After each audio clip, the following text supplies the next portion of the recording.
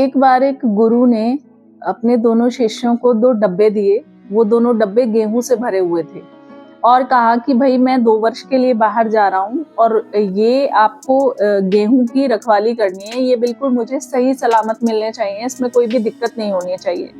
अब शिष्यों ने, गुरुजी तो चले गए, शिष्यों ने क्या किया कि एक शिष्य ने वो जो डब्बा था गेहूं से भरा हुआ वो पूजा वाले स्थान पर रख दिया और डेली वो उसकी पूजा करता और उसको सुरक्षित रखने का प्रयास करता रहा। जो दूसरा शिष्य था उसने उस गेहूं को बीज की तरह यूज करके एक खाली पड़े खेत में बो दिया। अब वो फसल कटी, वो दुगना हो गया गेहूं। उसके बाद दूसरे साल भी फसल उसने बो दी और फसल फिर से कटी और वो गेहूं फिर से बढ़ गया। यानी कि वो गेहूं एक डब्बे से वो बहुत ज्यादा क्वांटिटी में हो गया।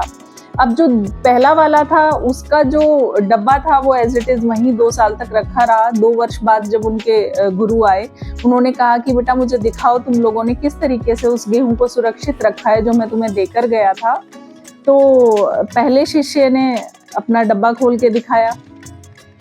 गुरु बेहद नाराज हुए। उन्होंने कहा कि बेटा ये तुमने क्या किया, ये तो सड़ गए हैं गेहूं, ये तो किसी काम के है ही नहीं।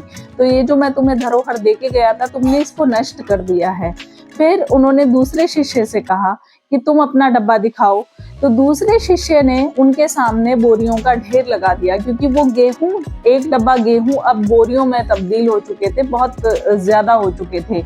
यानी कि उस शिष्य ने अपने दिमाग का प्रयोग किया और उस चीज को बढ़ा लिया।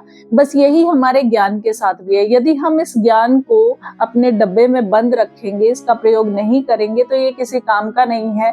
हमें ज्ञान को अपने आचरण में उतारना होगा, क्योंकि ये ज्ञान बांटने से बढ़ता है और अपने पास अगर इसको ऐसे ही रखोगे तो ये किसी के काम नहीं आने वाला, ये आपके भी काम नहीं आने वाला। तो इसलिए अपने ज्ञान को लगातार बांटते रहिए, फैलाते रहिए, दूसरों को भी ज्ञान देते रहिए।